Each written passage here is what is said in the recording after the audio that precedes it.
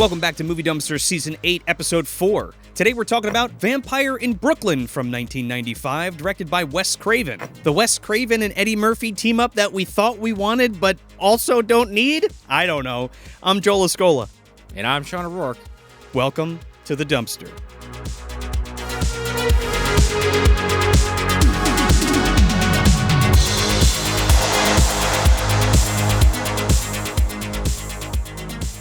We're kicking it in Brooklyn today, Sean, and thanks to all of you patrons and our YouTube channel members, by the way. Yes, for voting. For voting on, it was between Bebe's Kids Yes. and Vampire in Brooklyn. This one, I was kind of rooting for Baby's Kids because I hadn't seen either film, and I'd always heard about both, but Baby's Kids got kind of blown out of the water. Oh my God, it got destroyed by Vampire maybe in next Brooklyn. year that's kind of just a lock as a default. Maybe we'll come back to that. I was also kind of looking forward to it because animated film, we haven't talked about. I think it's our first animated film that we would have talked about. Yes, that we put out there for you guys to vote on. Maybe another thing will come along that you'll be more interested in. But yeah, vampire.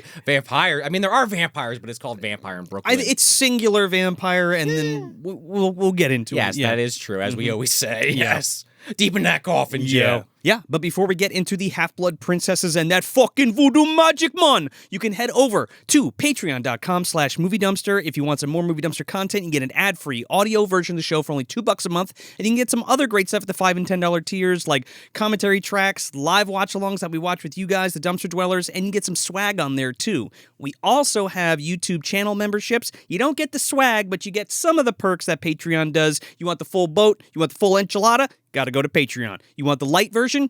Sign up for YouTube memberships and help support your favorite show. And if you're liking the show, please like and subscribe here on YouTube, or if you're listening on your favorite podcast app, leave us that 5 stars and a review if you do have the time. It really does help get the show out to more people, into more eyeballs, eardrums, and everything in between, like I always say. We want to grow this dumpster community. It keeps getting bigger and bigger. Get more folks in here. Tell your friends about the show. People you know that'll be into this shit like we are. Let them know about it. Yeah, we tell you all the time, those reviews mean more than anything, so we'd really appreciate it if you can do that for us.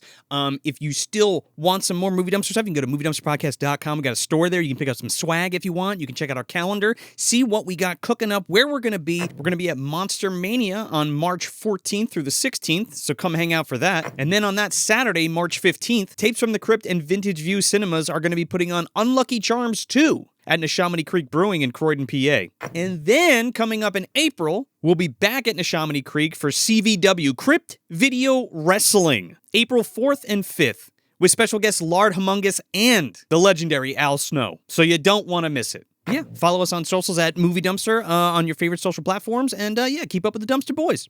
So Vampire in Brooklyn. Yes. Okay. Man, I think, what was your first experience with this movie? Was this the first time you seen it? Yeah, this is definitely one of those cases of me yelling at myself, why haven't you watched this? Sean, what are you doing? Why'd you wait until 2025 to fucking watch Vampire in Brooklyn?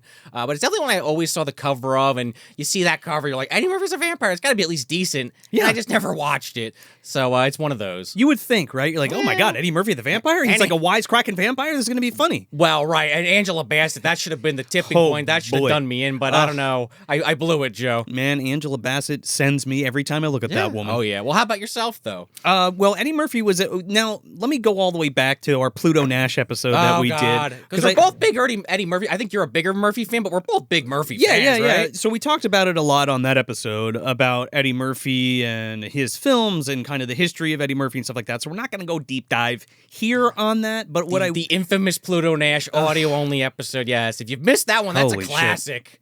That broke all of us on the show. Not the movie, but the episode. I guess watch the movie if you like torture like Rudy Reeler, our good friend. He loves that he fucking loves movie. It. We gotta get him back on here to preach the glory of Pluto Nash. Oh my God. Continue. Have you heard the gospel of Pluto Nash? Rudy's gonna tell you, yeah. Fucking pass.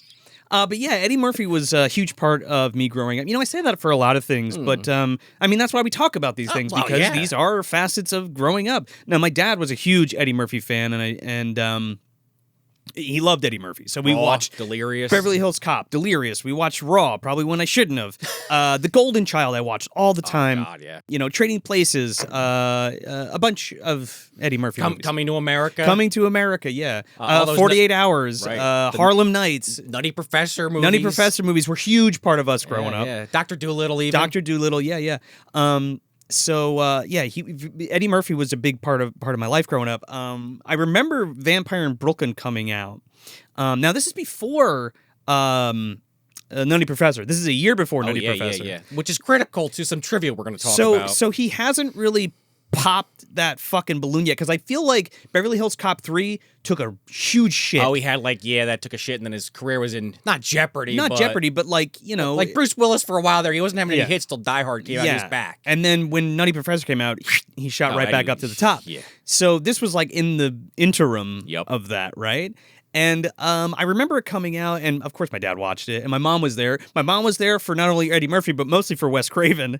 And of course. My dad was there mostly for Eddie Murphy. And like Eddie Murphy as a vampire, you can't fucking lose. And the way that it was pitched was like, it's this comedy movie. See, I didn't realize that going into it, and I guess I should know better, because Wes always likes his comedy with his horror kind of mixed. Well, and it kind of threw me off a little, and I'll expand on that once we talk about the movie. But yeah, you think Eddie Murphy, Charlie Murphy's also writing this with him and a few other folks. Yeah, but you're looking for comedy once you find that out. 100%, but you're not, like, you're expecting, Coming to America, or you're expecting, something akin to that. Yeah, you know? exactly. I mean, we'll talk about it in a second, but yes, and you don't really get that, and I feel like it's. Well, that's the Wes Craven effect, right? The movie's struggling with itself. We're going to talk about it, but I feel like that's a big problem with this movie, is that it's struggling to be this or that, and it never really lands anywhere. And I think that's why it bombed. It's definitely part of it. I mean, I think there's some other factors that we're going to talk about, but yeah, that is the biggest kind of black eye of this film, is it couldn't decide. Oh, we're not sure for comedy, we're not sure for horror, but we're also not comedy horror. If that makes any sense. Kind of. Yeah, kind of. It's sort of. Yeah, it's weird. So Wes Craven directs this. We've already mentioned that. This is sandwiched between two of his best Wes movies. Craven's A New Nightmare and Scream. Yeah. And again, like the next year, not only does Wes go this way and take off with Scream again, and he gets a big resurgence. Oh, yeah. I mean, he did do People Under the Stairs. That's 2 years prior, and I mean, he's riding off Shocker, People Under the Stairs, and Wes Craven's New Nightmare, of course. So I think it's funny that they both kind of, not relaunch, but get a big boost in their careers the next year. In completely different ways. Yeah, unfortunately, this wasn't the film to do that for him. But yeah, Nutty Professor and Scream obviously are classics. And so, I'm not really sure. The biggest enigma for me is like why they decided to do it this way. Why is Wes Craven directing? I didn't personally do a super deep dive of this, but I was talking to you before the show, and you said nobody really mentioned why they did it together, why they collaborated. There's got to be documentaries on this. I mostly watch a couple interviews, like some with John Witherspoon and some of the other actors, just to kind of like get their feel for how they did this film. Yeah. John Witherspoon was really high on it, and I'm not crazy about his performance in this, but he loved doing it. I could see why he loved doing it. Oh, yeah, he's working with one of the masters of horror. You he let you go off the chain, a lot of ad-libbing. It had to be a fun set to be on, at least for some of these people. Eddie Murphy just looks pissed the whole movie. I don't know if he's actually acting or actually pissed, because I did read on IMDb, one of our favorite places to get trivia, whether true or false, but it did say that he only even agreed to do this film with Paramount because if he did it, they'd give him the rights to Nutty Professor, which was pretty fucking smart on his part, considering how big that movie got and the sequel and everything after. So they squeezed another fucking movie out of him. Yeah. I wonder if that was the studio being like, well, it's horror, so Wes Craven's going to direct it. Or was that like an Eddie Murphy choice? Because usually Eddie Murphy, when he makes his movies, he's a big him and Charlie are probably into it, right? He's a big driving force behind his movies. He's very particular about what he does and how it's written and how it's directed and things like that. I mean, that's what I've always read myself. He kind of chooses that, you know what I mean? Or has a big say in how that goes. And if you know anything about his brother's writing and himself, they did a lot of stuff together. Yeah, I mean, they kind of parodied a little bit of that on the Chappelle Show back in the day. Well, Charlie was a big part of that, too. But I'm saying, he did the stories, the Rick James, the classic stories. But they really were friends with, like, Rick James. They did party all the time. You can watch the there's on YouTube videos. He produced his fucking record. Yeah. They were out there. They were really slapping each other in the face, doing coke, yucking it up, snorting coke, doing the whole fucking nine. Yeah. And, like, that's real shit. Yeah, that's real shit. But I bring that up because Charlie, I just feel like he's bringing Charlie on to help write because he actually, I would imagine, because he cared, right? Well, I think it's what is it here?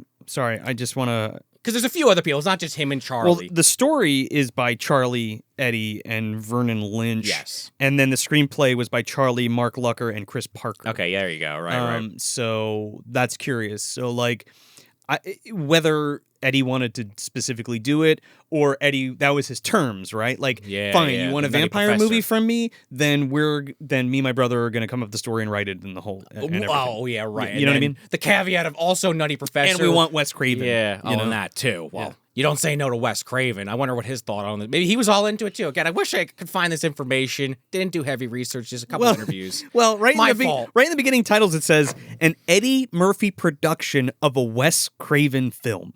That is an interesting title. Yeah, Yes. like who really was in charge. Not that it necessarily matters, but it makes you kind of figure out why certain things might have happened. But that goes back to my point of Eddie being heavily involved in each portion of the filmmaking, which I think is smart on his part. No, it is actually from a business standpoint for sure. I mean, not only a business standpoint, but artistic. when you put yourself not only a business and an artistic standpoint, but you put yourself in a control position. Yes. Where you can be like, fuck you, it's going to be this way. That is true. You know? Yeah. Which I think that's pretty smart. And then just, I know I already mentioned it about the ad-libbing. There's a decent amount in this from what I could tell from the little bit of research I did do. So it's like, even with that script, I mean, even look at it, stuff like I always think of Ghostbusters or any of those Chris Farley movies. It's like, they still ad-lib the fuck out of it. So I would love to see a script as a comparison, just the differences, what they were supposed to really be saying. I feel like you can tell. Ahoy, motherfucker, was that in the script, Joe? Ahoy, motherfucker! Well, we'll get to it. You can definitely... Now, these are some of the funniest people we're putting together in this movie, and you know damn well that Eddie's riffing, Kareem's riffing, John's riffing. They're all riffing. Oh, yeah. Yeah. So, yeah, I guess that's kind of it. Do you have anything else you want to add to the preamble? Another vampire movie. We covered quite a few on this show. We've been fucking in vampire mode. I need some werewolves in this bitch. We almost did that other werewolves movie, but we both didn't really like it. So maybe when the next full moon happens. I was gonna say when Robert Eggers finally does his werewolf movie. Maybe the werewolf. That'll be the next big one, maybe. Mm-hmm. We haven't done the Howling yet, so we should probably tackle that. I'm sure there's a couple other ones I can dig out that need some love. Yeah, that's true. I always forget. Lone Wolf I want to do really bad. And I actually somebody was supposed to release that. And I think it was Culture Shock releasing was supposed to do a Blu-ray of Lone Wolf, and I was waiting for that to drop, and I was like, "Fuck yeah, that's perfect!" Because then we'll hawk the DVD or the Blu-ray. But it just disappeared. It went into obscurity. I got to follow up on that and see if. See what's cooking. I don't think I've seen that one, but I think I remember you sending me a trailer or something at one point. It's like a late '80s low budget werewolf flick, but it's a lot of fun. Sign me up. I'm always gonna give werewolf and vampire movies a shot. Ooh, I know what we could do. I'll tell you off air. Okay. How about that? Yeah, and that'll be a fun one. So yeah, do you want to plot crunch this? Sure. Okay, go for it. It's basically Dracula, but in Brooklyn. Yep. That's it. No, I'm just kidding. But that's pretty much it. So Eddie Murphy's essentially this vampire. Maximillian he's essentially Dracula, but he's like Dracula from Castlevania or from Dungeons and Dragons, your classic magician Dracula, sorcerer Dracula. He's they're one of the originals. Well, I'll talk about it because we're gonna talk about the intro voiceover. Oh yes. But he's originally from South Africa, ended up in the Bermuda Triangle for a long time, but now he's in Brooklyn because he's literally the last fucking vampire apparently. But one of his or the offspring of someone he knew, the half vampire is in Brooklyn. A damn fear apparently. They don't go deep into the lore of damn fears in this, unfortunately. No. Angela Bassett. Is Angela Bassett, and he's kind of going about your typical Dracula shit, but in a more urban, modern setting. So, there's a lot of those kind of 90s tropes in there. Eddie's going around transforming people into Renfield. He's sucking blood. He's looking for Angela Bassett. And there's also a lot of these elements of Angela Bassett. Because she doesn't know she's half vampire, she keeps having visions she doesn't understand. Yeah. And much like Dracula, they kind of meet, and he kind of goes after her like Mina. After Dracula goes after Mina. And there's the male lead, Justice, played by Allen Payne, who's basically her partner, the police officers. Yeah, he's basically her Jonathan Harker. He's basically Jonathan. Tries to stop it once he realizes what's happening, but there's a lot of tertiary characters kind of scattered throughout. But essentially, that's the plot. That are really not important at all. No. And again, coming back to that classic Dracula Nosferatu thing, she has to give herself willingly. So I can either take this shit or you can give it to me willingly. I want it willingly. That is important. To yes. Eddie Murphy, or else it won't work. He can't Right. just take her. He has to like seduce her. They also heavily lean into the dance. I know that like Bram Stoker's had just done that, but it was like they really were like, I've got to dance with her. One dance, Joe. That's a spin her around like Leslie Nielsen with that mirror. One dance and she will be mine. Yeah, or yeah, whatever. Oh, okay, yeah. So that's basically the movie. Which is a setup to a pretty funny joke. Yes, but we do open like Joe kind of insinuated this VO. It's kind of funny because like you're watching this movie and you're like, I don't know what to expect. I'm like, oh, it's vampires and it's Eddie Murphy as a vampire, and there is this fucking minute-long plot dump where he's just like, vampires were driven from Egypt and some fled to Transylvania and the Balkans and some went to Africa like me. Right. And then I went to an island in the Bermuda Triangle because there was people hunting vampires. We passed Uncle Fester screaming in a fishing net. Dude, he is fucking clinking those big cognac glasses with Uncle Fester in the Bermuda Triangle, dude. Yeah, that's for sure. They're fucking smoking cigars. You know, the one thing he did forget in the Bermuda Triangle, though, he brought the accent with him, but he forgot his fucking hat. He was basically doing his coming from America hat. Dude.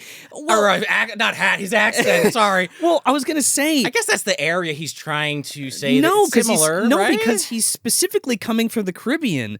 And, not even close, though. And he has his Akeem accent from Coming to America. Where it's, I am Prince Akeem from Africa, rather than like, I'm Prince Maximillian from the Caribbean. Right, yeah. You know what I mean? Yeah. It doesn't sound Caribbean or Jamaican. It sounds like African.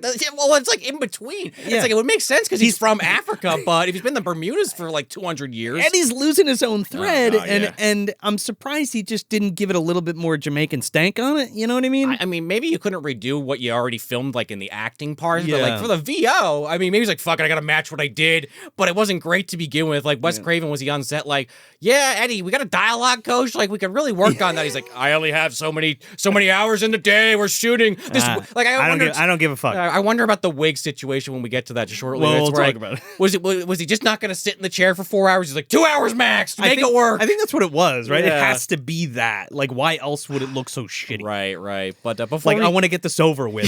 It feels like that. But before we get to his bad wig, we kind of fly over the city of New York. Well, the end of the VO. That's what I mean. Yeah. Oh yeah, the end of the VO is he's the last of the vampires. He escaped when I don't know what the vampire hunter, the fucking Belmonts came and raided the Caribbean and the Bermuda Triangle and killed them all. Richter went down there. Yeah. He had that moon blade greatsword. Oh yeah, moonlight greatsword.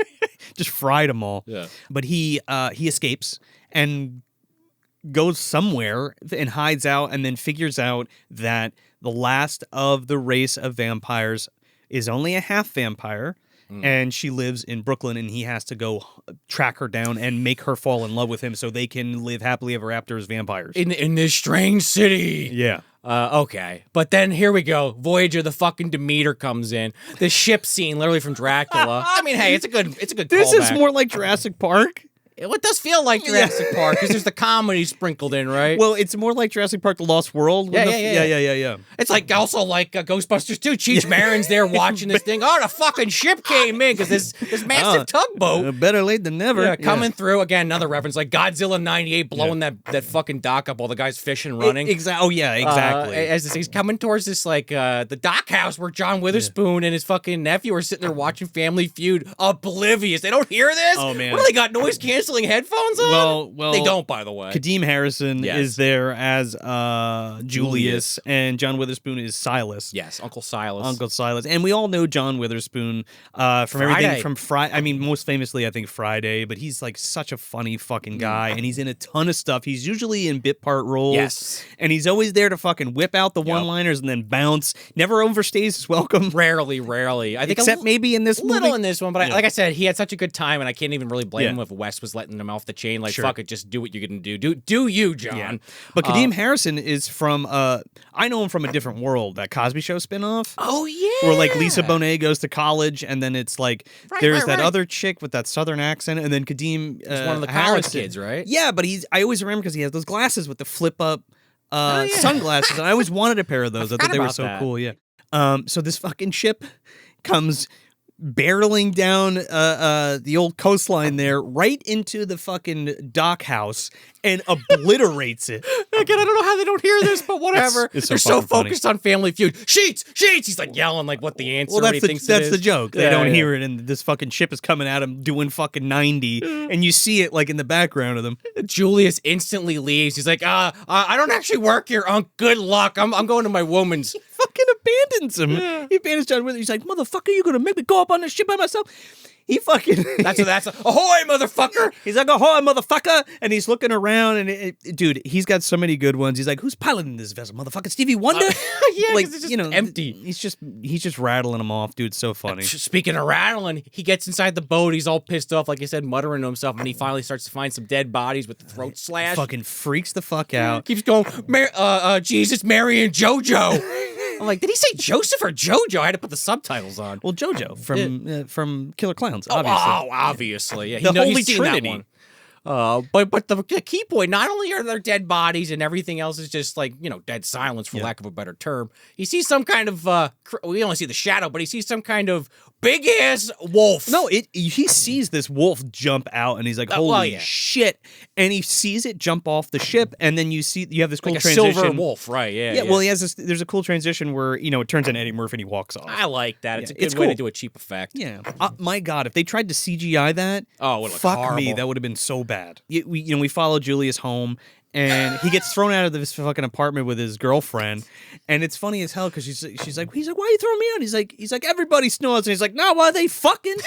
The whole town hears it. Great fucking callback later with that. Oh yeah. So that's really funny. So he gets thrown out, and that's how he kind of meets up with Eddie Murphy because while he's walking down the street because he got thrown out, he is like in for gambling with the Italian the mafia. Yeah, with fucking Mitch Pileggi from X-Files and Shocker. He shows up. I love seeing him, Skinner from X-Files, wearing the fucking Italian, like the salmon-colored suit and the rings and everything. These motherfuckers. And his like henchman, he's like, I'm Antonio, he's Tony. It's like, all right. They kind of lean into the Italian jokes pretty hard on this one. But then they're like going to shoot this guy in the fucking face, and Eddie Murphy, out of like a cloud of smoke, a fog or whatever just appears. And it's a cool visual. He comes down the alley and it's like, it's this, this black vampire, with his long hair and these like burning yellow eyes and this trench coat. He looks really cool. The eyes are really good. Yeah. It's just like a totally different spin because like Blade hasn't come out yet. And the last time we saw a black vampire really in the public eye was Blacula. But Mitch unloads 5 times. He's using 5 times because he's got to save 1 bullet. That's 6 bullets in the chamber. Just 1 bullet for you, fuckface. Yeah. And then Eddie Murphy, Nosferatu's out of the fog, stands up. Yeah. He's like, I'm a fucking vampire. I'm a king from Coming to America. I'm a Caribbean vampire. He's like Vigo. He's like Kaido from One Piece. He's like listed off all the way. Oh, they tried to hang him and the chain broke. Oh, his head got cut off and it still talked. He's like, yeah, I've been killed so many ways, but I've never been shot. Oh, it itches. Yeah. And then he fucking Kanos this guy. Oh, dude, it's good. And the gore is really good because he like rips Tony's fucking heart out. And then the other guy, he like rips apart and is like throwing body parts and shit. Yeah, that was probably the first like actual comedy scene. It's still horrific, but it's like, oh, he's just ripping body parts. Okay, yeah. I mean, it's cool, but like you don't know whether to be scared or laugh kind of thing. Yeah. And whenever Julius is around, it's always a punchline to a joke. Oh, yeah. So he's like, holy shit, man, you saved my life and blah, blah, blah. He's like, now you're going to be my ghoul. And he like cuts his fucking finger and makes him drink his blood. It doesn't even explain it. Just force feeds him blood. Yeah, okay, you're going to turn into a zombie now. You're my ghoul now. Also, that's when he has fire coming out of his hand, magic Dracula shit. And then they're like walking back to the docks. They're like, all right, well, we got to get back and get my coffin. Or Julius rather, is just like, he's like, shit, man, you came all the way to Brooklyn, man, there's fucking hoes all over the place. He's like, I'm not interested in hoes. I need a very specific woman. Very specific woman. She's a half vampire and she doesn't know it. Right, which we'll get introduced to in a second, but I love when they're like outside, like the crime scene where they're loading all the bodies into the ambulances. And it's like this fucking police dog walks up and Eddie Murphy's like afraid of it or something and gets freaked out. And he just looks at it. He's like, and it like blows up. He's like, heal. Well, we meet Angela Bassett first, and we meet Justice, and we meet Angela Bassett. Driving to the scene. She plays Rita, and Allen Payne plays Justice. I know he's in, what was that movie? We did a Patreon commentary track on it. New Jack City. Oh yeah, he's in New Jack City. That's right. G Money in that. Yeah, he's fucking G Money in New Jack City. Yeah, with which same kind of arc almost. Oh yeah, right. Not Chris Rock. He's the one that gets himself killed and blown up and all that shit. Who's also in that movie as a crack addict. And Eddie Murphy like walks up and this German Shepherd's barking at him, and he just looks at him, and it's not like it doesn't just explode. It's like electricity. This thing rockets off the ground into the sky, and you see it like arc past the moon and then land in the fucking Hudson. Fucking Eddie's using witch bolt on this dog. I'm like, holy shit. And nobody bats an eye. Just the one cop of the K9 unit guy's like, where'd you go, buddy? Shit. Oh, where is he? But yeah, you're right. Men's best friend. Oh God, yeah. You're right though. Rita and Justice come in. We also get introduced to their boss, Captain Dewey, which is fucking Joanna Cassidy. Yes, Dolores from Roger Rabbit and many other films. Yeah, I'm right on top of that. Rose from Don't Tell Mom the Baby's Oh yeah. Blade Runner, of course. Yeah, She plays like the first replicant. Yeah. Great actress. I didn't recognize her with the red hair, even though that's her natural color, because I'm so used to watching Dolores in Roger Rabbit. It's very deep in that film. Dolores! Yeah. But yeah, she's like, all right, yeah, okay, I'm glad you're here. This is your case. You're going to take care of it. This tanker came in. She kind of gives him the lay of the land. Yeah, the logbook's written in a different language. We're going to have it looked at by this guy, Dr. Zako. But by the way, is Rita still fucking losing it now that she's out of earshot? Because I guess that's like a thing where she has like visions and she's been talking about them, but everyone just kind of laughs it off like, oh, this bitch is crazy. Yeah, because she's having visions, and Eddie Murphy's actually in there with her. Yeah, when she goes inside. And kind of like hypnotizes her, and that's when him and Julius take the coffin. Yes. And with this horrible like Elder Scrolls 3 effect when he like disappears real quick when she's God. like, "Oh, who is that?" And he's like this fucking like little like light disappears like a specter in the wind. I'm like, kind of. It's like, all right. Wes signed off on this? That's pretty bad. Whatever. He was on Scream at that point. They find a fucking ear, and it turns out that it's Julius's ear because now rotted off ear. So like his ghoul is literally a ghoul. He's decaying, and he decays throughout this entire movie. Body parts fall off, but not his dick. Well, it might. Well, it gets bigger eventually. And he's just like turning into shit. Like his hand falls off at one point. It's pretty funny. He's literally the Renfield, but I do like the ghoul shit because that is stuff in vampire lore and a lot of like vampire adjacent things. Yeah.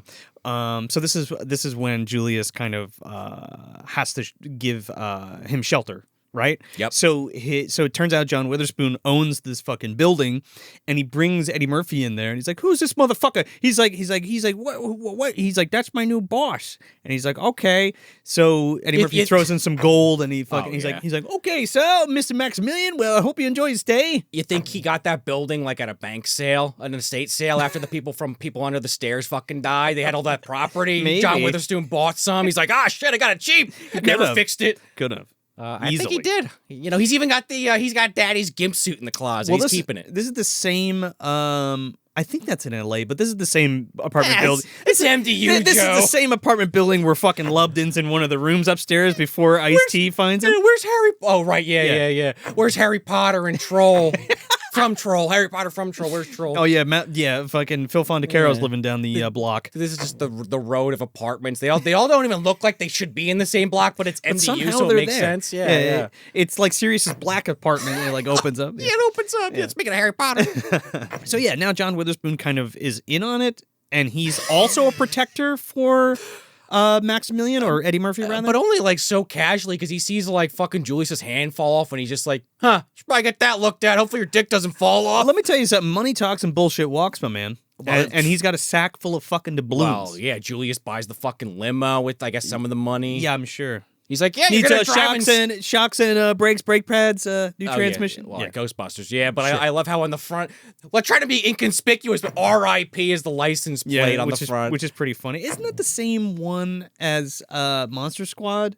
Oh, it might be. Is it R.I.P. or is it? It's something. I don't remember. You might be onto something. I think. Well, Dracula loves his hearse in that one too, so he drives a fucking hearse around. I think he drives with a skull ornament. Yeah, Winston Zeddemores, those guys. Oh yeah, exactly. Yeah, it's just pretty funny because there's all these little bits and pieces, and most of the comedy comes from Kadeem. It doesn't come from Eddie Murphy in this movie. Eddie Murphy's basically trying to play a bad guy, but then there still are those moments where he is. But he cannot help himself where he plays different characters throughout the movie. Well, that's where he gets that deflects that muscle I know. as Dracula or whatever you want to Max. But it doesn't fit No, right, no. you know? But like even when he's in the limo, again reiterating that he's got to get just this particular woman, Rita, and he emphasizes it's got to be tonight or in the next couple days because of the full moon or something. So this is when Kadim's like, just hang out in the back. I got what you need to know. And he puts on like MC Hammer. He's like, just rock to this. And he's like, Eddie Murphy's not having it. He's fucking pissed. Yeah. And he's like, shut your fucking mouth. He like blows it up with his like eye vision. This white shit he shoots out, like blows up the radio and then takes out the rear view mirror. Oh, he's like, I'll show you some fucking dance moves. Yeah. And he's like, because he tells him that he has to dance with her. That's what it is. Yeah, I have to take her for a dance. He's It's part of the ritual. He's like, shit, I'll show you all the dance moves. He's like, you shut the fuck up. God damn it.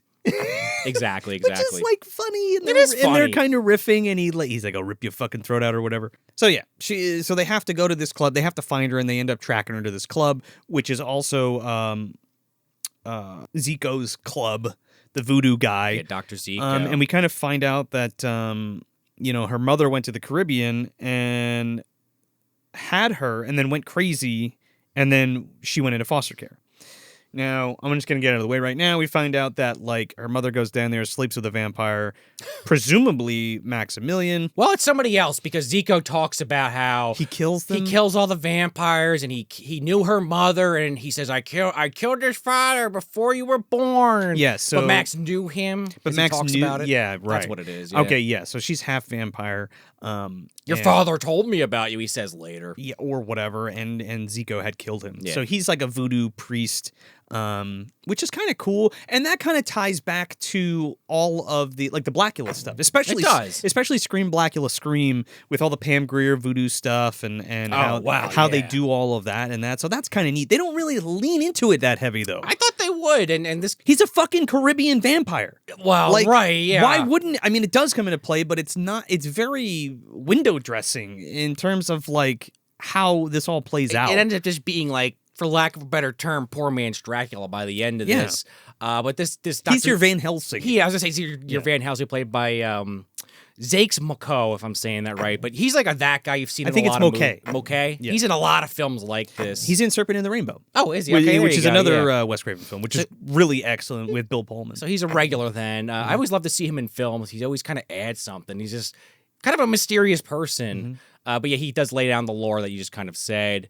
And he even kind of looks at Rita like there's something about her that he can't really explain. And later you find out it's because he killed her fucking father. And he might know who she is, spoilers. Well, yeah, and he's kind of just steering clear of it for the moment. Yeah. But some, like, Eddie Murphy, like, commands this cobra to come out and then, like, has it go after Rita and then quote unquote saves Rita from this cobra to like start the conversation, and that's how he starts to seduce her. Right, because this cobra is part of like the entertainment or something behind a glass. It's in glass. Yeah, so, yeah, I mean, yeah. Again, it fits the voodoo vibe, I guess, of the place. Question mark. Because Zico's even saying during the thing, which made me think the snake was actually fucking Eddie Murphy. He's like, he could be right next to you. He could change form and you would never know. And I'm like, oh, he's a snake? No, he just appears and grabs the snake. And then the snake charmer's like, oh, shit. How'd that happen? He's It's like, never happened before. How did he get out? I don't know. Yeah, the glass is getting fucking knocked over. So he goes to dance with her, and he's so close. He's like, this movie's about to be zipped the fuck up, right? Bedroom eyes are happening for both of them. Bedroom eyes are happening. They're about to fucking dance. And Julius comes up and he's like, hey, motherfucker. He's like, this is my man right here. And he's full meth-headed out at this point. He cuts on his face, dressed like a bum. Rotten. Yeah. And he says some shit like... he's got pussy galore. Yeah, he's got a pussy surplus. He's got pussy falling out of his pockets, to do an old Eddie Murphy joke. But like... you know, he totally fucks it up for him. And instead of just like punching him in the face or something, Eddie Murphy just lets him roll with it. And she basically tells him to go fuck himself, and she leaves. But then, yeah, he should have just punched him in the face. Instead, he just goes way over the top in public, by the way, no consequences. Grabs this motherfucker by the tongue like it's Looney Tunes with a mask. Just pulls on it. I'm like, holy shit, no one saw that? Pulls it right out of his mouth, dude. Kind of great. Some Tex Avery shit. But again, that's what is the tone of this film? I don't know. Who knows? And then it's kind of, again, this love triangle-y thing, because we go back to Rita's apartment, and Justice is there, and she has this fucking nymphomaniac Nikki is her roommate, and she's looking to fuck anybody with a pulse, really. I mean, Allen Payne doesn't look too bad, but maybe, like, read the room, Nikki. I mean... Because Rita clearly is into him. Yeah, well, yeah, that's the whole thing. Yeah. But, like, you brought him back to this place where you know that you're fucking... Oh, the nympho's there. The nympho's there. She's gonna try to fuck him. Oh, yeah. You know? So there's clearly been a record of this happening. She even says, she always steals my stuff later. And he's like, oh, stuff? What? When they get, like, He's you like, know, wait, an you argument. mean you like me? So anyway, there's a will they, won't they with Justice and Rita. Let's get that out of the way. So there's a sexual tension. They love each other, but don't want to say it to each other because they don't want to fuck up their friendship thing. And their partners. And their partners as well. So she goes down, I don't know what, to see off Justice or something. Oh, Nikki. Yeah, because, like, Rita said, fuck this, I'm going to bed. Yeah. And Justice sees, like, these paintings that Rita did, which are going to be important later. But Nikki's like, yeah, she has these weird dreams that she's probably told you about. Well, she paints what she sees. And it's like a woman in drapery, like, hung up on something. But you don't really know what the fuck it is. Yeah, well, like we mentioned before, Rita has the vision. Yeah. But yeah, you're right. Nikki goes down after Justice to try to be like, oh, you forgot your keys. Yeah. And he gives them to him, and she tries to put some move on him one more time. Kisses him on the neck, Joe. That's important. Well, yeah. All of a sudden, Eddie Murphy's just there outside because he was creeping in the window, like he was climbing on the building, fucking Gary Oldman. Yeah. Justice is like to Nikki. He's like, 2 words, cold shower, and drives off. Yeah. So Max is like, hello, Nikki, how are you? And she's like, you want to fuck? And they do. She loves that mullet. That bad wig is starting to show. So they go back up to the room, and they're fucking in the other room, and Angela Bassett hears them fucking and thinks it's Justice. Oh, well, yeah. Railing Nikki in the other room. She's like, give it to me. Let me see your face. So this is all Max's plan to kind of pit Angela Bassett against Justice because right now she's more into Justice than she is Max. So he's trying to eliminate Justice without killing him. He's trying to make her fall out of love with him so that she falls in real love with him, with Matt himself, Eddie Murphy. Classic Dracula Jesus maneuver. Christ, it is fucking like, oh my goodness. It's all over the fucking place. It is. And like she goes into the room the next day. By the way, her friend gets killed and like blood's coming out of the keyhole. Kind of a cool visual, but I was like, I don't know about that. I don't understand. Did the whole room fill up with blood? They didn't bleach it to clean it up on. Dracula wasn't standing there with a fucking bleach mop.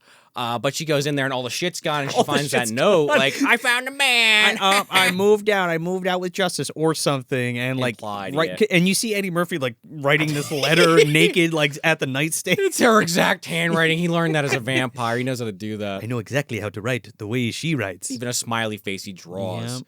She believes it instantly. She doesn't even question it like, fuck, I should call her mom and see if she knows anything. She's just like, oh, man, she steals all my stuff. Yeah, not even like checking up to see where she is or anything like that. Not even like confronting Justice really about it. She kind of just lets it roll off and just gives him the cold shoulder. Again, because Eddie Murphy and Wes Craven and Charlie and the gang, they had this script of like, see, it'll make sense further down. Don't overthink it. Well, somebody's fucking something up. Maybe it's the other writers. I don't know. There's clashing going on, and I'm not sure who it's Could even be the editing on some level. Yeah. So she's also highly religious, Rita, and she goes down to the church to like, here we go. To like, get solace from the church. Yeah. And her preacher Polly, of course. Yes, right. He's gonna help her out. And it's fucking Eddie Murphy in a fat suit doing his thing. Can't fucking help it. No, he just cannot help it. Maybe that was like he'd be like, see, Nutty Professor, it's possible. And he's doing his whole thing, and he's a preacher, Lord goddamn Eddie Murphy. Not as funny as like Sexual Chocolate from like Coming to America. Right. Well, there's that. Or the other preacher guy. Wait, the other preacher guy is what's his face? Oh, it's not him. Arsenio Hall. Yeah.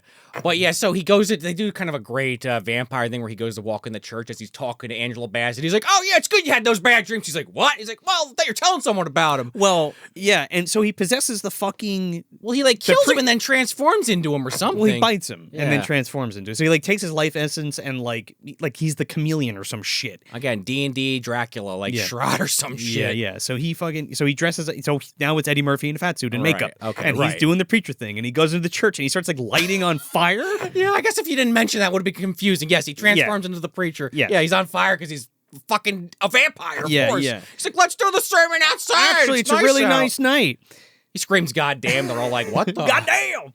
But like the whole sermon is about letting loose and evil has got to be good because there's no good without evil, and it feels good to be evil. Yeah. Like that guy over there, he got that $2 hoe and cheated on his wife, and it felt real good. And that's actually kind of funny, but it's just so and out she of starts place. fucking like whacking him with the fucking with her purse and shit, which is funny. It just feels like insert, like the rest of this movie's happening, and then this like 5 or 10 minute scene happens, and I'm like, okay, like some of that was funny, some of it was plot relevant, but for the most part, I'm like, why the fuck was this? Well, the whole point of this scene is that Rita seeks solace in the church, and she looks up to this preacher guy, and if this preacher guy can influence her and kind of call out, because Justice shows up. And he's like, and like that guy, he fucked blah, blah, blah. He fucked that Nikki girl. He's putting the bug in her ear about it. And he's like, what the fuck are you talking about, Nikki? What? And reinforcing the lipstick on your collar should get changed more often. And the whole town's like, oh, shit. That was a perfect Angela Bassett impression. It sounded just like her. You sound like my wife. Who are you trying to do now?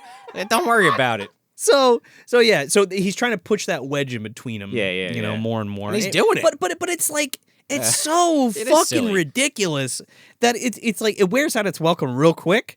They're doing a whole church fucking like song. Scene. God is good, evil is good, woo, evil is good, woo, hallelujah. I'm like, what? It's like it goes on for like 3 minutes. This fucking scene. It's too much. I mean, the point was made, and then it just keeps going. Not even a scene later. They go to they roll up to the Italian joint because the mafia is like in there. And well, we do have to have a scene in between there where she's afraid running home, and then the fucking window gets blown open like Scrooge or some shit, and then she's like in bed afraid because she sees a visage of herself in the doorway, and there's this over-the-top piano where it's like... Is that her she's dream? Kicking her legs. Is that her dream? Yeah, it's like one of the like the music's not horrible in this, but there's that one scene that I just described where it's like, oh my god, somebody needed to walk in that room where they're playing that piano and say, please stop, please tone it down. Yeah, it's like not even circus music, Joe. This is like the kid at Toys R Us on the little piano when they recorded it. It's not great. You know who's playing it? The little worm guy's playing. The little pig guy from Moreau is playing it. Nelson De La Rosa. All right, now I love it, Joe. Now he's in the corner going. Oh, I'm full mahogany now. That was so good, Nelson. You did a great job. Thank you. But that, because again, the dream thing, they're trying to emphasize that. But yes, then we go to this. So we go to this. Italian it's restaurant. an Italian restaurant, and I think it has to do. They're trying to get So with Julius, yes, they're trying to figure out the murder of the two mafia guys. Yeah, and this is why they go there in the first place. Exactly. So what Eddie Murphy does.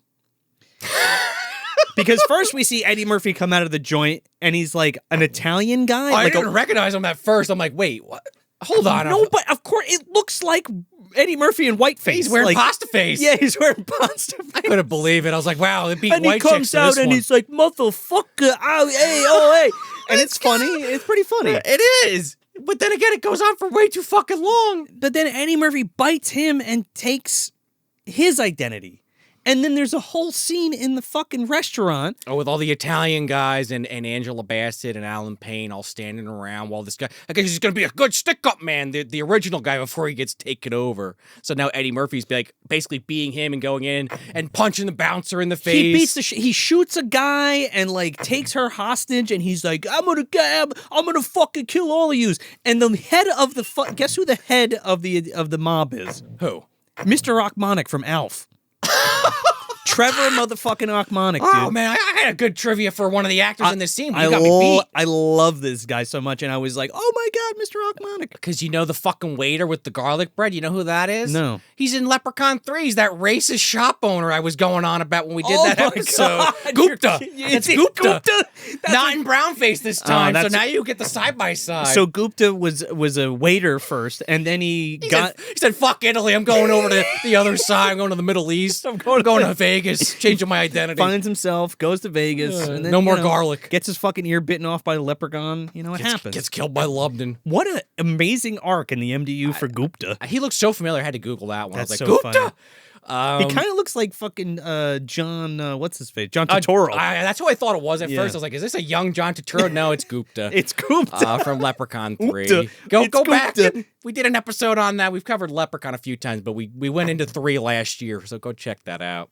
But yeah, so the scene kind of culminates in this, like, Angela Bassett almost starts like joking around with this guy. He's like, what's your favorite pasta? She's like, fusilli. He's like, oh, me too. I love fusilli. He's trying to get out of her things that she likes because she it's likes smart, actually. Because she likes Italian food, and while he's holding everybody up, he's like, "Well, you like fucking fusilli? All right, what kind of fucking wine you like? You like red wine? Red wine? Okay, shut that fucking cat up." Oh, he shoots the cat.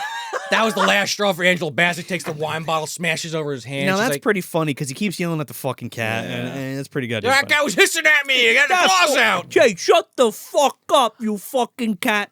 She hits him with the bottle, and she's like, I happen to like cats. He's like, oh, you should have fucking said something. I'm sorry. Then the Italian guy's holding this dead cat like a puppet. He's like, ah! And I'm like, I can't believe this is fucking happening. Like, and they haul him off to jail. Yeah, oh yeah, he's yelling the whole time. Racist Italian shit. It's funny though. It's for the most part, it's pretty funny. It's just fucking stupid. It's like kind of shit. Eddie's like flipping the script on people. I like when he does that. And it is funny, but it's so out of place. All this in the preacher scene, especially the second half of this movie after this, because it's like, oh well, the police station's where he really loses me with this character. It's like the Italian stuff. It's like it felt out of place, but it's still pretty funny. But then it's like this character sticks around for another 10 minutes. He's got to keep putting that wedge between them, you know? Right. They go back to the precinct and they're like questioning him and shit. Which, by the way, they're not going to just have the guy sitting there harassing them. Well, they're booking them. Yeah.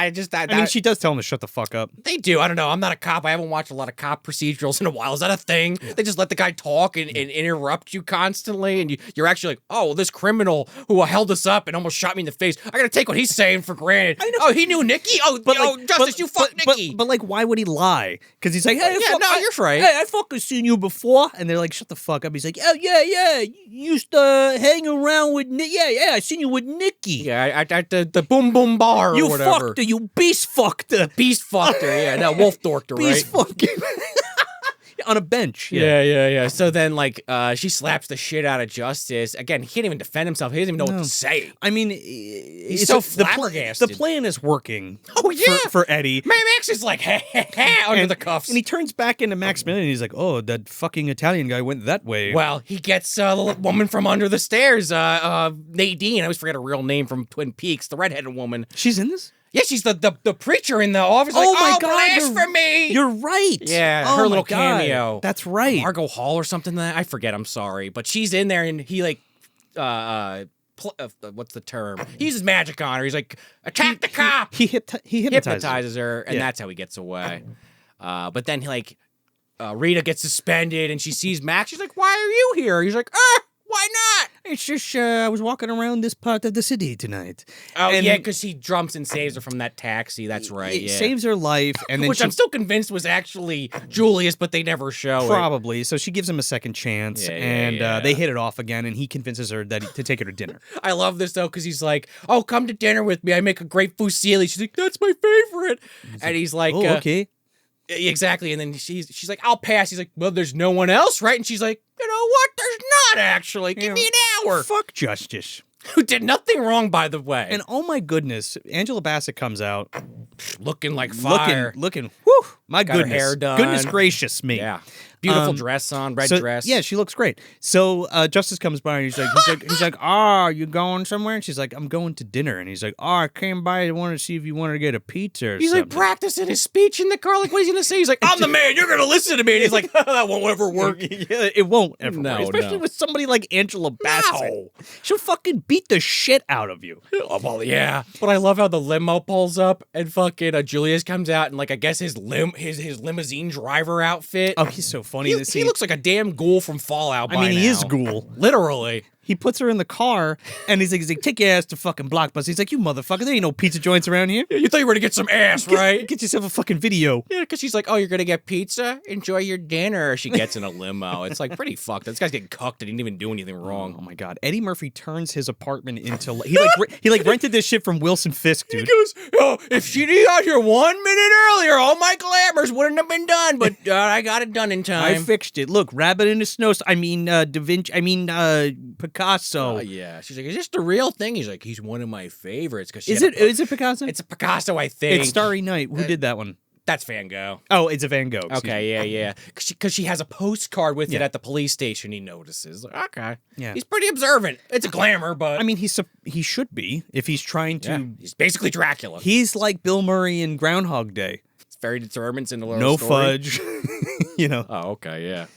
Rocky Road, no fudge. Also, much like a film we did on another podcast, The Fly, go check that out on the Flicks and Friends podcast, actually.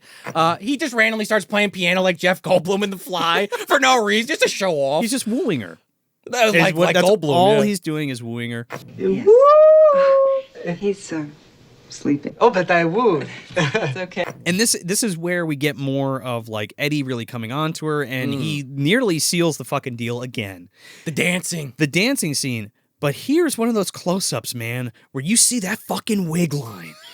It's getting really bad by this point. And I think we talked past it, but there's another scene. It's in the rain. It looks really bad. Where his fucking beard and mustache is melting off of his face while he's speaking, and it looks so fucking bad. And it's like, you couldn't take another 5 fucking minutes to just whip up some more spirit gum and stick this shit to Eddie Murphy's face? I gotta just assume, not to just assume Eddie's an asshole, but why would it be anyone's fault other than Eddie being like, I don't want to just keep fucking with it, just shoot the scene. Just shoot the scene. Or, I think Wes was in that big of a rush? I don't know. Somebody was. Well, they danced to a bad Bob Marley cover because he's a Caribbean vampire. Oh, yeah. And the fucking subtitles say reggae music playing. And they're dancing, and they do again, because Bram Stoker's just came out, and they do the spinning, which was made fun of in Dead and Loving It, but it's a big close-up, so you really can't even see them spinning. You see the background spinning. I forgot to mention this before, but I'm sure Paramount wanted to cash in on Interview with the Vampire, which had come out the year before. Oh, that's true, too. They were dancing like, in that, right? Oh, shit. The vampire shit is hot. If we urbanize it and throw Eddie Murphy in it and slap Wes Craven on it, we got a hit on our hands. There definitely are moments in this film where I definitely get those Anne Rice vibes, for sure. No, but I'm saying I could see an exec at Paramount being like, oh, this is the plan. You're going to do this. Whether it's good or not. Yeah. Because they knew that they had a hit with Nutty Professor. True. In the can. You know what I mean? Yeah, that's a good point. So he takes her and he fucking bites her. And you're like, oh, shit. It happened. Yeah. Now she's a vampire. She's full on vamp. Well, it doesn't work like this. Grace Jones is like, yeah, right, good job. Vamp's a little bit more lore accurate. I guess, she does kind of get turned into it, but there's not that whole she's got to bite him and fight the back and forth. They don't really go deep into that. No, we just glaze right the fuck over that because now she has to have her inner turmoil of becoming a vampire and whether or not she wants to be a vampire or be a human, and it's like, now it's too late, now what do I do, kind of thing. Which I like a lot, because Justice is looking for her, and he kind of goes to Julius's ex-girlfriend, so we get a little bit of a callback to that scene where she's like, I'll tell you all about Julius. And then he goes back to Unk's apartment complex, and he's like, oh, yeah, your woman got fucked all night, and like, just fucking with Justice. Coming out walking with a fucking limp. Yeah, with bow-legged.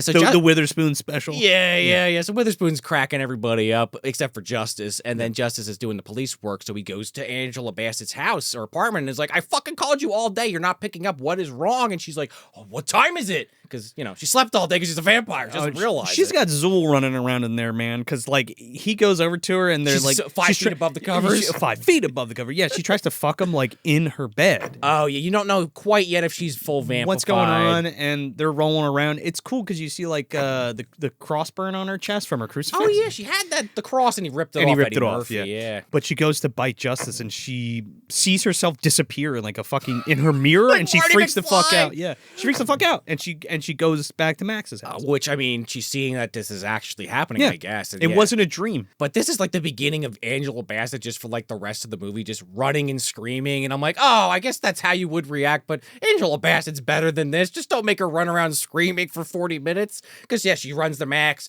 Wow, what the fuck did you do to me? He's like, I changed you. I made you better. Isn't it great? And she's like, you are a vampire just like me. And she's like, what the fuck? Like, I didn't ask for this. He's like, Bob, what you did. You said it. You said the words. Wow. I couldn't have bit you unless you said it. Right. And this is where they kind of like, she runs out screaming. She does it a few times. That's why I'm joking about it. But then they're like on a roof like gargoyles or Batman. Which is pretty cool. And like he flies and he's like, look, it's fucking awesome to be a vampire. We're going to live forever. We could do whatever the fuck we want, wherever we want. I mean, we'll never see the sun rise ever again. But constant threat of people trying to stab us in the heart. But we can go back to the Bermuda Triangle and have some hot summer nights, baby. And repopulate the vampire population. I guess. They're going to see Dracula from fucking Van Helsing, and they're going to get that fucking hookup from Frank. Oh God, yeah, right. The electrical egg sack thing. They're going to get that's how it works. They're going to get that Jesus blood from Demon Knight. They're going to be drinking it. The good shit. The good shit. But I guess they kind of cut, and you don't really know what Angela Bassett's decision is because she says, I don't want to do this, but what if you do? But what if I don't? But what if you do? But then she just, I guess, agrees to it because they're in a tree hunting rich white people the next time you see them. Well, that's the thing is, and he's like, fuck this bitch. She's a rich white bitch, and she doesn't, we could take her. It's no big deal. Oh, which is because, right. really funny and a good social commentary. And meanwhile, Justice goes to visit Dr. Zako, and they kind of have a fake out where he just hears the shout. You think it might be Eddie Murphy coming for him. I liked it. I didn't hate fine. that. But yeah, they talk, and this is more lore drops from Zako, but now he's telling Justice, oh, I killed so-and-so's father. I knew he was a vampire. And he breaks out this, like, fucking scepter that he's got the fucking Black Cross from John Carpenter's Vampires, dude. Yeah, that's it. That's what it is. It barely has a stake attachment at the bottom we did not know about. Separator. No. See, but right in the handle. So he fucking gives it to him, and he's like, you got to kill him with this or whatever. And they and again, it's like the Jonathan Harker Van Helsing thing. But Zeko really doesn't have anything to do in this movie. He goes with them, but then he just fucks off. You would think he would do more because he knows all about this and he killed all these other vampires supposedly. He's the vampire hunter. But then when he actually fights the vampire, he gets almost taken out instantly. Like fucking David did better in fucking Peter Vincent? Peter Vincent, I mean, in Fright Night had a better chance. Roddy he was McDowell. A fucking actor. Yeah. The character even. So yeah, and again, there's a back and forth with Eddie and Rita or Eddie and Angela, and he basically tells her, "Oh, my father, your father sent me to you to save you from the human life and all this shit, and like you don't want to be a human. You want to be a fucking vampire. You don't want to have this shitty job, this unrewarding life where people make fun of you. And humans killed your father, and that's what drove your mother insane. And, and that's because her mother ended up being at a mental institution, and then she was a foster child. And that's when they grab this woman walking her dog, and she's kind of like super left wing politics, like, oh, I feel for your struggles of the black people and society pressing you down, or something to that effect, like really like off on one side of the aisle, and I'm like, all right, that's kind of funny, making fun of that. Well, they also try to work in the classism and racism. Yeah, like fake people that care about it but don't actually. They just say this shit when they're like got a knife to their throat. Yeah, which is funny, but it's a little too late. Like I feel like in the movie. That's what I mean. Like if that was an hour earlier, you would have been like, okay. Yeah, because when you watch Blacula, it runs throughout the entire film. Well, it actually is part of the backbone. It's part of the movie, plot. This you know is what I mean? Literal window This is dressing. just here's a one-off joke thing, and it's like, oh, okay, well, you could have did that a little bit better. They could have put that, the whole Italian scene, they could have had something like that in there, maybe. Like, that scene's already pretty jam-packed. I think it's supposed to be in that vein. Like a jab? No, it is. But, it's not, you never really connect the dots in a way that's impactful. No, I get what you mean. I know it's a comedy horror, but they should have done more of that earlier on, I agree. Because then the point is that he just instantly, not kills her, but starts draining her. Yeah, he's like, oh... That's what it was. They go to kill her, or Max goes to kill the chick in the park, and he's like, "Oh, I know the Negroes have been chained and oppressed." Yeah, like the stereotypical shit you'd expect to hear from someone about to be murdered. Yeah, and so then he's offering her to Rita, and Rita's like about to do it, but the woman turns to her and does help me, and she's like, "Fuck." Well, this. she feels bad for her, and she still has her empathy and humanity. We get our first. Well, she runs off again. Vampire transformation makeup for Eddie. I was really happy to see it, but again, why? I mean, I guess Jerry Dandridge doesn't do that till the end of the movie, just about. But it's not great, and it looks like a fucking From Dusk Till Dawn reject makeup. More in that vein than Fright Night. Yeah. No, Fright Night, dude. Fright Night is fucking leagues. We got to cover that at some point. Yeah, don't even sully Fright Night with that. That's fair. She freaks out and she runs back into the church and she tries to, absolve her sin. Oh, but she's already a vampire, so she's dying in the church, and he drags her out. She's outside of it because the doors blow her back, Exorcist style. I kind of love that shot. It is cool. And he drags her off the fucking tombstone when she's ranting and raving like, "Oh, God has blasphemized me!" Yeah. Now we all kind of converge at Max's apartment. John Witherspoon's there. Zico's there. Justice is there. John Witherspoon, he's like, I thought he was my rent. I thought he was dead. He's like Dracula or Eddie Murphy, Max, whatever you want to call him, hits him in the neck, boop, boop. I'm like, oh, so he just stabbed him in the neck. He's dead. The blood's going to start flowing. He's like, come on, have a snack. And John Witherspoon's like, I'm not a goddamn turkey sandwich. Or whatever. He says it's funnier than what I said, but... Right. I'm not lunch or whatever. Right. And he's like, because he's like, well, will you bite him? He's an old guy. Who gives a He's fuck? like, oh yeah, I got old blood. You don't want this blood. Yeah, It's yeah, not yeah. good. And then Justice and Zico come in with the fucking crosses, and he runs out. In the Julius commotion. comes in, he's like, I'm gonna get you, motherfucker. And his like eye falls out, and they like step on his eye. And it's like, but it's funny, but You like, owe me that. but it like slows down It does. the scene. Yeah, like it's funny, the but tension. Yeah. Because it gives Eddie Murphy a chance to get into his coffin. And it's like this whole extended sequence that just doesn't need to be there. Well, you gotta have Dr. Zico get him with the long staff, the cross from And he's vampires. like, you stabbed me in the stomach, motherfucker. That's the wrong place in the chest. And it's like, Look like his dick to me. and I'm like, but... Zico, what the fuck are you doing? And he's the expert. And he knows Why about did the you handle. but the like, handle stake. Why did you stab him in the stomach? Well, because we need justice to kill it, Joe, for gotcha. plot reasons. Then he should have been dispatched in a different way. Or just, something else. Like he gets Loomis's fucking ass. like pimp smacked across the room and knocked out or some shit. Right, like Julius gets knocked down across the room by Angela Bassett. Right, exactly. Which, into a vase, that's kind of funny. Well, Justice, you mean? Oh, Justice does it, yeah. Somebody, he gets slapped so many fucking times. I know. I'm surprised John Witherspoon didn't hit him at least once. There's like a hidden thing in the wall, and Angela Bassett and Eddie escape. Now, Angela Bassett... They run fast. They Jedi Force walk away. But now Angela is completely a vampire. There is no coming back from being that. She has committed to being a vampire now. I do like how they do the final, which you see in a lot of vampire movies where he opens the coffin and she's still normal, but he can't kill her. He can't kill her because she looks like the love of his life. He turns around and that's where you get what you just said, where she has more of a close to what Eddie looked like in that one scene. Well, vampiristic. Yeah, Eddie's heavily done now, like a monster. He looks like Worf. And he does. It just looks stupid. Yeah. It doesn't look great. And Angela Bassett's kind of got like her hair teased, and she's got like, she looks very Forehead is really more focused on. She looks like forehead. one of those classic Blacula vampires, actually, kind of with like the eye, the shadowy eye and all that stuff. Yeah. She looks fine. She looks good for the little bit that they do it with her. But yeah, you're right. Justice gets knocked to the floor. He's got the stake handle. And now he's trying to get fucking Max, but Max is he's like Dracula from Castlevania or some shit. He's like teleporting around, shooting fireballs at him. You know what I was thinking, and I forgot to mention before? Who's the vampire from Nocturne?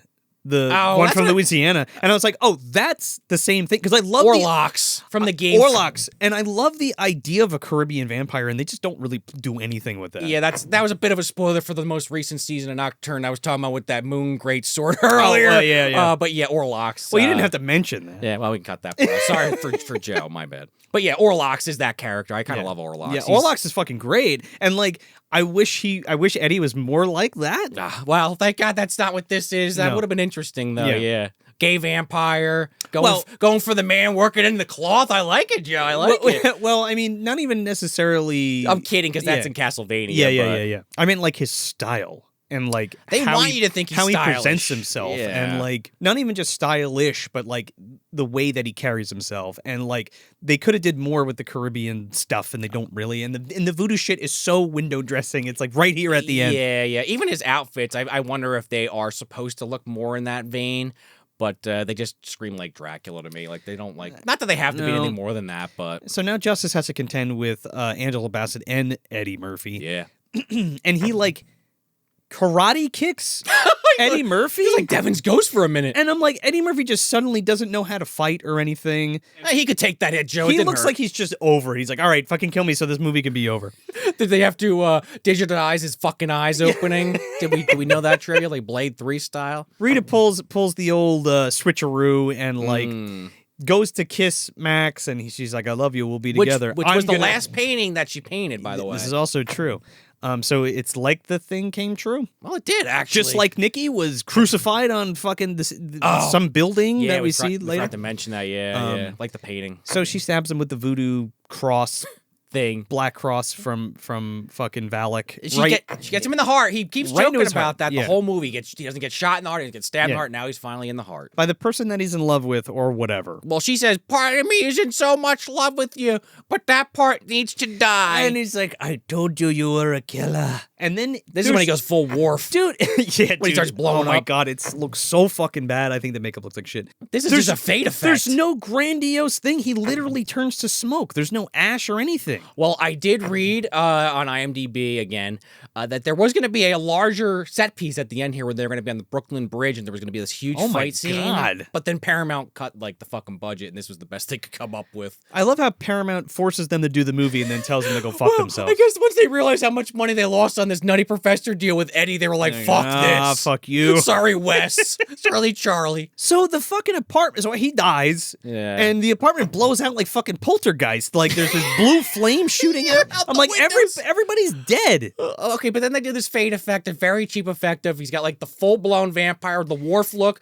to his regular Eddie Murphy look to just mist. And then like fade. Like a bat soul flies out of the window. Is he alive? I don't know. What the fuck was it's like that? the soul of a bat. That sequel flies bait. I lived, but I'm just a soul. Well, no, that's not the sequel bait. We'll get to the sequel bait. Castlevania Dracula. Did I beat that fucking drum to death? I don't know. If you haven't played Castlevania, you must be very lost. Look it up. It's been around a while. So Justice and Rita kiss, and then the movie's over. Nope, it's not over because we gotta fucking go back to Julius and John Witherspoon. I do like that they finally do get together again, much like Dracula. I mean, great, yeah. Sure. They saved the day. She's not a vampire anymore because they killed the head vampire and they love each other and blah blah blah. Like, I can't wait to see the fucking police report they handed to Dolores, and she's like reading that, like, huh? All right, so I gotta check you both into fucking psychiatric help, okay? So, the stinger, right? Yeah, well, with Julius, it's not even a stinger. This is like a 5-minute fucking end scene. It It goes far too long. This skit. And fun, Joe. Julius is in the back of the limo, and John Witherspoon's like, "Oh, I never drove a limo before. This is great." Because he's like, "Oh, I have my health. You have your well, you got something." Well, you got something. Yeah, because it's just fucking falling apart. His arm falls off. He's like, "Oh, now you're like the fugitive." Oh yeah, which is kind of funny. Yeah. That's John but Witherspoon. it's a throwaway thing. Yeah.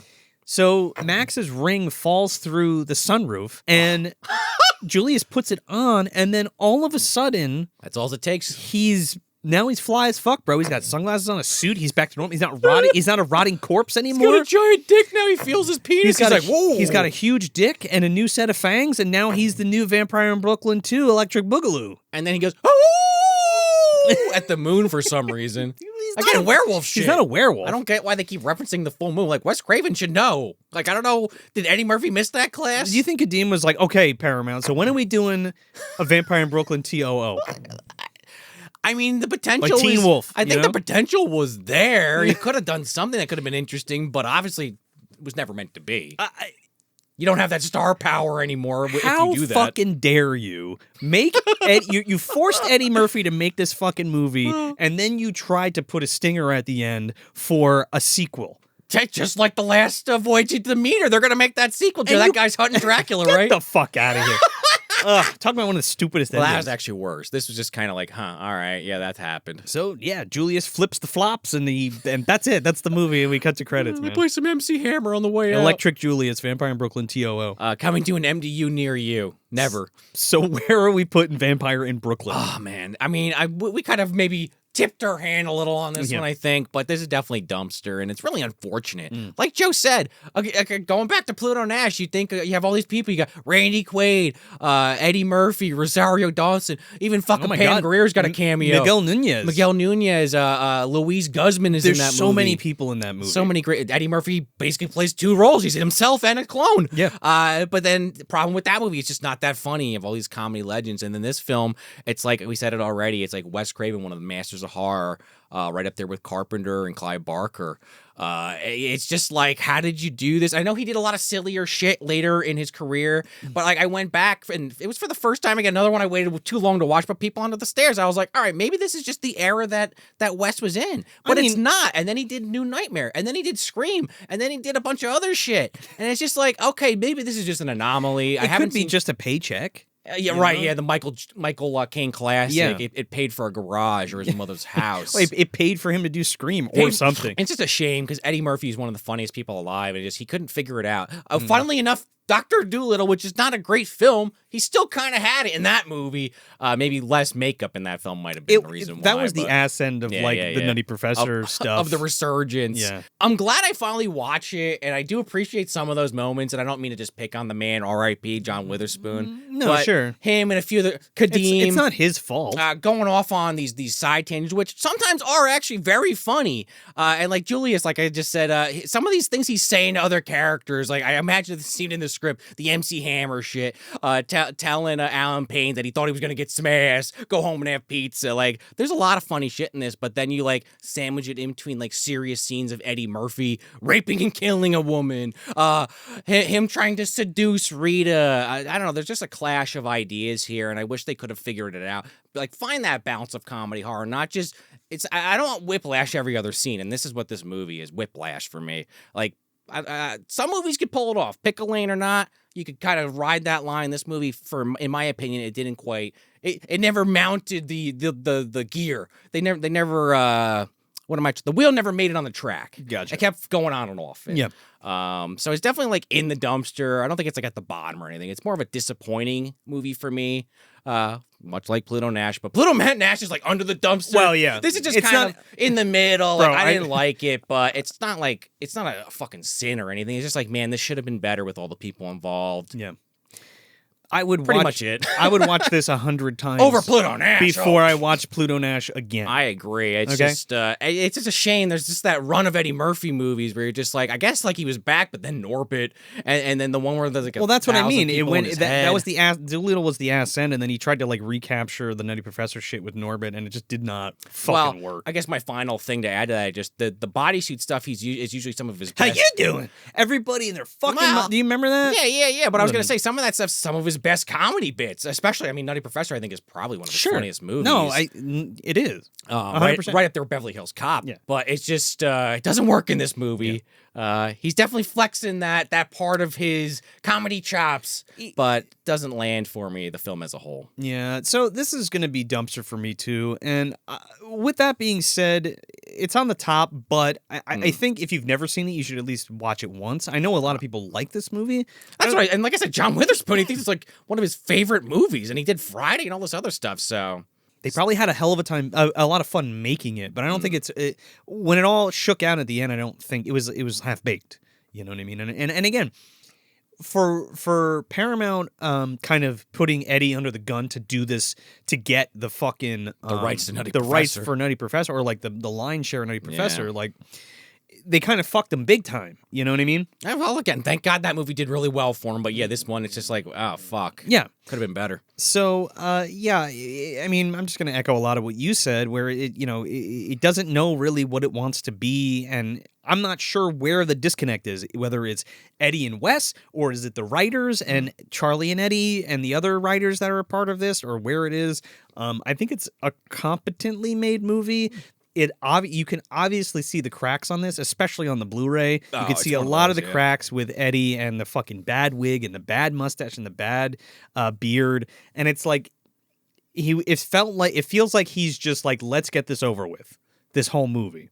Yeah, he doesn't give a fuck about his accent. He doesn't really give a fuck about what he's doing. It seems like most of the time he seems kind of like dead in some of these scenes. No pun intended. As a vampire. A lot of the comedy is reserved for the tertiary cast rather than Eddie, which also kind of feels weird, where he's like not the funniest part in his own movie, which is what we said about Pluto Nash, where everybody else is funnier than Eddie Murphy. And you said that about, not to always go back to it, but Cool Runnings that we did last year, and then we did Uncle Buck. We talked about that a little, where it was like you're trying to see a movie with John Candy for John Candy, and you didn't really get that. Just like Pluto Nash in this, it's like, I wanted Eddie Murphy, and I'm glad he tried something different, but it just didn't work. But it's not really different because he's trying to do his Coming to America shtick, and it's not working out right as a villain. It doesn't jive with his character or the whole thing, because you're like, oh, that's Eddie, and you're not really rooting for Eddie either. Where you can root for Akeem, you can't root for Maximillian, right? You know what I mean? Not really.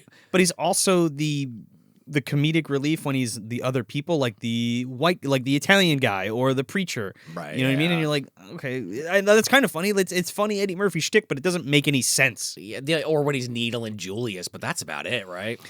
It's like he's trying to be suave because he's Dracula, but it just doesn't work. It's a shame. It doesn't work. It just doesn't work, and that's what the biggest problem with this movie is. It just doesn't all jive together. Oh, what did you say at the beginning? Too many cooks, and like it was made by a studio. Like this wasn't like, hey, we're gonna fucking make something original. Like Eddie Murphy wanted to do this, like that Dolomite documentary he did the movie. Yeah, well, that was a passion project. Yeah, he was all into that. Yeah. It's like, or even Axel Foley, Beverly Hills Cop 4. Like that movie fucking fucking ruled He was because all about Eddie it. was all into it. You know what I mean? And of course, Nutty Professor the year after, it was great because he was all about it. He wanted to do it. And again, Wes, I mean, maybe he put his heart into this and it just didn't land, but New Nightmare, Scream, right in between the movies in between them. Yeah. So classics. I don't know. As you know, this is part of our Black History Month thing, even though this is coming out in Yes. March at this point, because I was sick and we couldn't release it. You were shooting a February. movie, Joe. I was also shooting a movie. Pig shit. Fucking be on the lookout for that. Mr. Joe Lascola here with Bobby Knipe and the gang. Oh yeah, check it out in Astronomic Studios.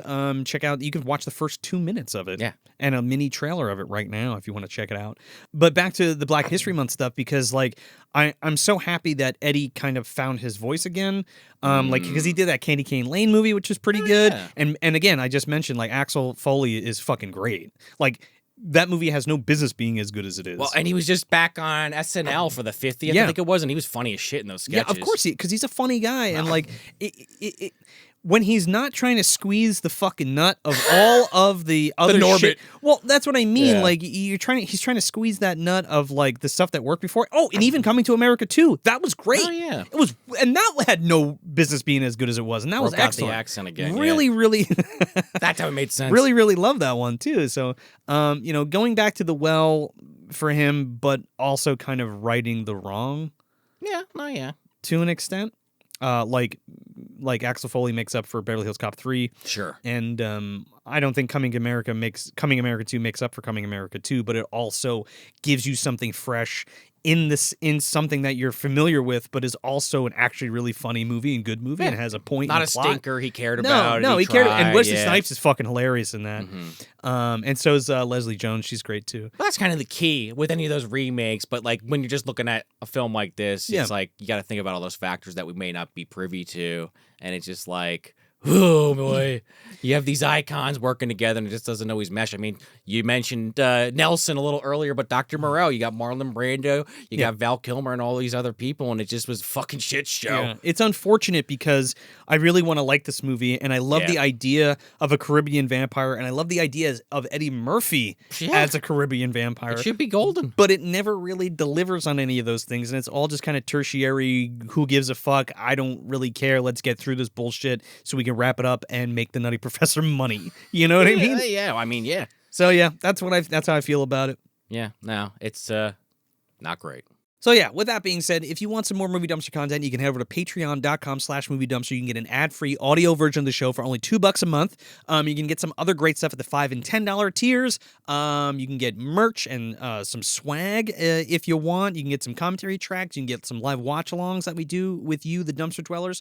Or you can also go onto YouTube and do a YouTube channel membership. You don't get all the stuff you get when you're on Patreon. You do not get any of the physical items like the stickers or the shirt or anything like that, but you do get some of the stuff. You get commentary tracks and mini-sodes and things like that. So yeah, help support your favorite show, and if you can't, that's okay. And for no money at all, what would really help us out is if you liked this video and shared it with your friends, and subscribe if you're not already. And if you're listening on your favorite podcast app, if you leave us that 5-star review and a thumbs up, it really does help get the word out to more people. If you got the time, write that little review, a sentence, a couple words. It does help. We really do appreciate it. Get the show out to more people and grow this dumpster community. Yeah, those reviews help more than anything else. It really, really does, more than buying anything or signing up for Patreon or anything like that. But if you do want to buy some stuff, you can head over to moviedumpsterpodcast.com. We have a store there. You can buy some shirts, hats, towels, all kinds of shit that we have there. And we also have a calendar where you can find out where the Dumpster Boys are going to be. We're going to be at Monster Mania on March 14th through the 16th, so come hang out for that. And then on that Saturday, March 15th, Tapes from the Crypt and Vintage View Cinemas are going to be putting on Unlucky Charms 2 at Neshaminy Creek Brewing in Croydon, PA. And then, coming up in April, we'll be back at Neshaminy Creek for CVW Crypt Video Wrestling, April 4th and 5th, with special guests Lard Humongous and the legendary Al Snow. So you don't want to miss it. And as always, you can follow us at Movie Dumpster on all your favorite social media platforms. We really appreciate it, guys. So that's it. That's Vampire in Brooklyn from 1995, directed by Wes Craven. I'm Joe Lascola. And I'm Sean O'Rourke. Thanks for visiting the dumpster.